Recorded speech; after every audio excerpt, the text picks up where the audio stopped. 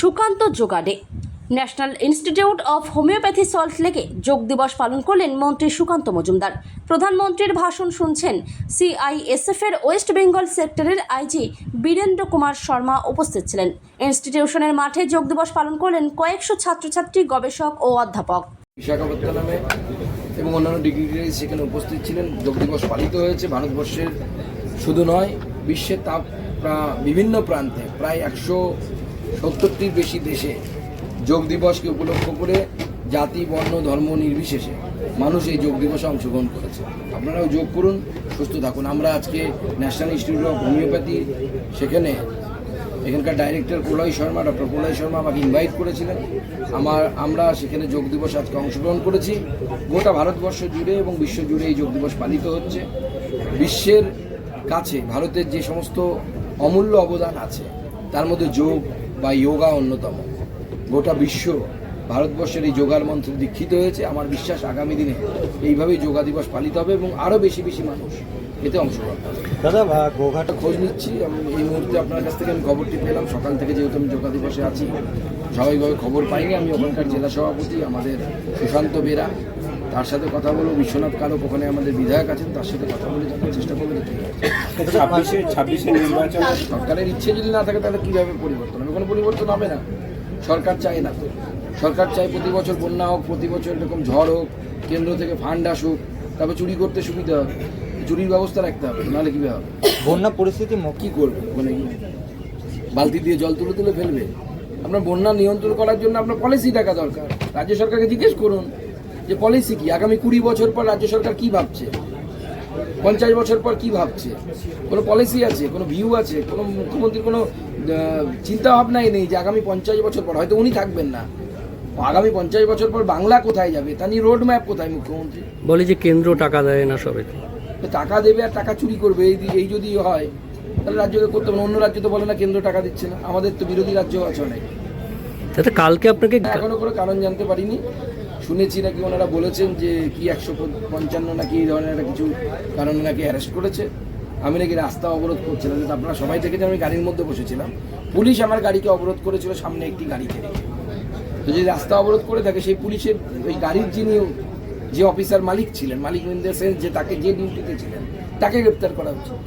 আমাকে তো গ্রেপ্তার করা উচিত। মানে একজন চিকিৎসককেও খেলা খেলবে, কাশ্মীর কোথা থেকে লাভ হবে? ভয়ঙ্কর খেলা খেলবে যদি হয় তাহলে পরে আমার এখন উনি কোন সেন্সে বলছেন আমরা বুঝতে পারছি না। যদি উনি বলে থাকেন তোহা সিদ্দিকি যে সংখ্যালঘুরা হাতে তরোয়াল নিয়ে রাস্তায় নামবে, তাহলে হিন্দুদেরকে বাঁচাতে বিজেপিকেও নামতে হবে। আর যদি গণতান্ত্রিকভাবে লড়েন, গণতান্ত্রিকভাবে লড়াই হবে। কে হাই স্কুল টিচার, কলেজের প্রফেসর, মাধ্যমিক পাশ করা একজন সাংবাদিক। মাধ্যমিক পাশ করে কেমন করে কে সাংবাদিক হয় আমার জানা নেই। সংবাদ মাধ্যমের কি সেই সময় এত খারাপ অবস্থা হয়েছিল? আপনারা তো সবাই গ্র্যাজুয়েট বা কমসে কম মাস কমিউনিকেশন পাস করেছেন। এই মাধ্যমিক পাস করে সাংবাদিক হলো কি করে? প্রসাদটা কিসের? জগন্নাথ ধামে প্রসাদ না তো ওটা। মুসলিম দোকানদারকে বলে দিচ্ছে যে তুমি প্যাকেটে ভরে সেটা বাড়ি বাড়ি দাও, বাড়ি বাড়ি দেওয়ার জন্য মিষ্টি সাপ্লাই করো। আর সেই মুসলিম দোকানদার, মিষ্টির দোকানদার বলছে এখানে হালাল মিষ্টি পাওয়া যায়। তার ভিডিও পাওয়া গেছে। হালাল মিষ্টি কি জগন্নাথ দেবের প্রসাদ হতে পারে? আমার নিজের এলাকায় বালুরঘাটে বলেছে মিষ্টির দোকানদারকে, লোকাল দোকানদারকে, যে ছোটো ছোটো প্যাকেটে মিষ্টি দিন, এটাই নাকি জগন্নাথের প্রসাদ। সত্যি কথাটা বলতো মমতার প্রসাদ, তাও লোককে দিত। লোক যদি নেওয়ার ইচ্ছে হতো নিত।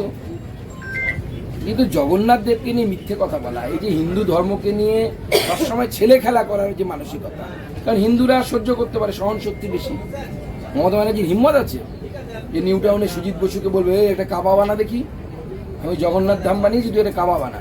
ক্ষমতা আছে। জানে মমতা বন্দ্যোপাধ্যায়ের ঘরে গলা থাকবে না, মুন্ডু থাকবে না, ভয় পায় মুসলিমদেরকে দেখে। হিন্দুরা যেদিন এরকম হবে ভয় পাবে হিন্দুদেরকে দেখে, মমতা বন্দ্যোপাধ্যায় ভয় পাবে, তৃণমূল নেতারা ভয় পাবে। রাজনৈতিকভাবে বিক্ষিপ্ত হয়ে গেছে। যবে থেকে অনুব্রত মণ্ডল আইসির স্ত্রী এবং মাকে যে ধরনের গালিগালাজ করেছে, তারপর তো পুলিশের মাথার ঠিক নেই। পশ্চিমবঙ্গ পুলিশকে সবাইকে নিয়ে একবারে রাঁচিতে নিয়ে যাওয়া উচিত, ইনক্লুডিং হোম মিনিস্টার আমাদের মমতা বন্দ্যোপাধ্যায়। তোমার আমার সকলেরই একটাই পছন্দ, মাদার্স চয়েস।